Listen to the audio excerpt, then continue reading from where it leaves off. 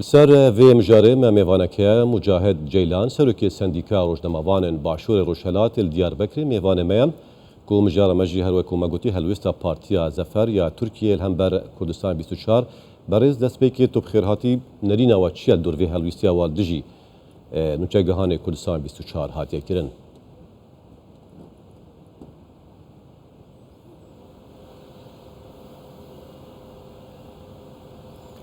Yani bugün olan bu hareketi biz اف حركة كويرة تشو ماتماي من وكا روجنامة فان وكا دزگاه نوا تركيا دا كردستان 24 جي هريما كردستان كو فدرالة قناة كي تلفزيوني قال لك يقرنجي وهروها دي تركيا دا بمليونان خلق هنا وخلق تماشای کردستان 24 دکن و تعقیب آوی کدک کن دماهات دیاربکری سروکی کماریان چنافچه که دن افعالن ما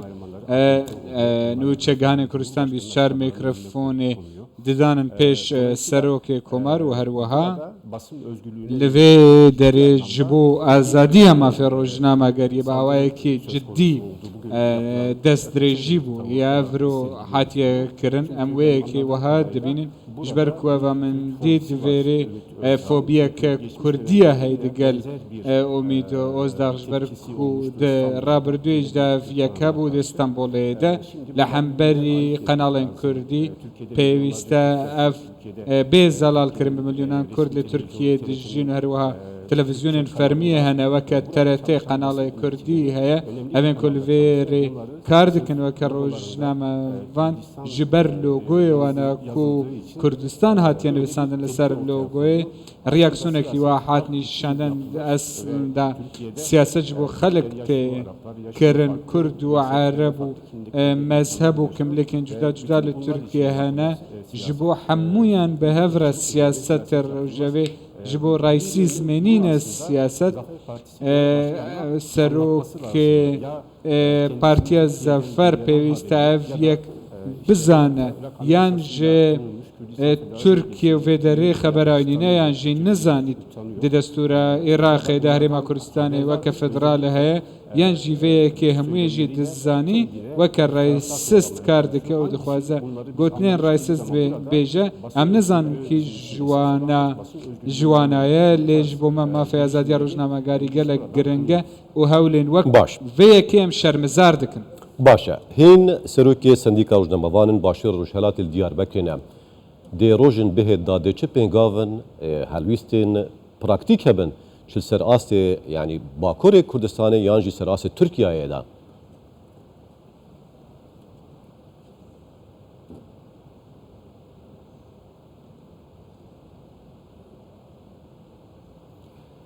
geçmiş dönemlerde de bu دمن بوري دا فوالن نهاهن دبینن استنگن وها چه کرنه اما وک مرکز دیار بکری هر وها روزنامه گرن باکوری لحن بر روزنامه وان کردستان 24 ما افتشت دیتن و اف اندام منه لهم بر کارن وها به همی جارن ما بزلالی گوتنا خواه گوتیه جبرکو کریارک وها هایا ویج کار روزنامه گاری نین نزان روزنامه گاری چیه ریاکسیون ما هی و بردوام دبین و هر و پراکتیک کار ما و دبیجین رجاد کن کو پوشمان ببن جکارن و هجبر کو لولات دموکراتیک کارن و ها ندموکراتی نممکنن افکارن و ها دنوا خلکی د جناین قبول کردن جبر کو هون دنگ خوا دما دخوازن کو بگینن جواکه تنه روزنامه گری باش اول سراست بیجین سندیکا روزنامه‌وان ین دیاربکر سراست ترکیه دزگاه دیترین روزنامه‌وانی چه هلویستک هبو دور وی بویاره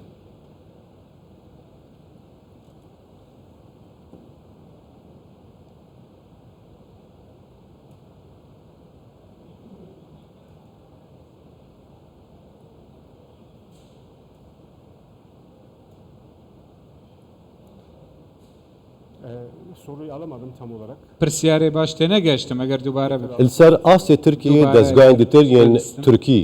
چه هلویست هبو چه نرین هبو دور و اف کوریدان هاتیه کرن دجی نوچه گهان ما الانقره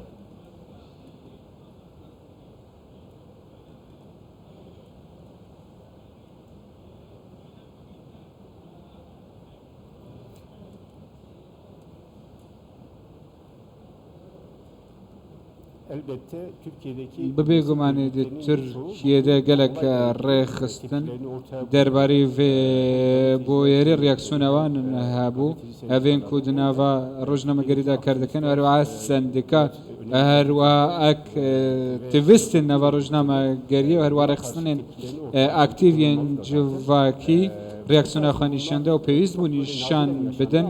نادیرن ئەفکار چێ دەبن لە ناوە تورکیە لێدەمات و چێ دەبن ریاکسیۆنێکی gelekî mezin pêwîste li hemberî vêyekê dwak û carekedin heman kar dubarine be em li nava Tirkiyê dijîn em li nava dewleteke demokratîn mafê rojnamegeriyê di nava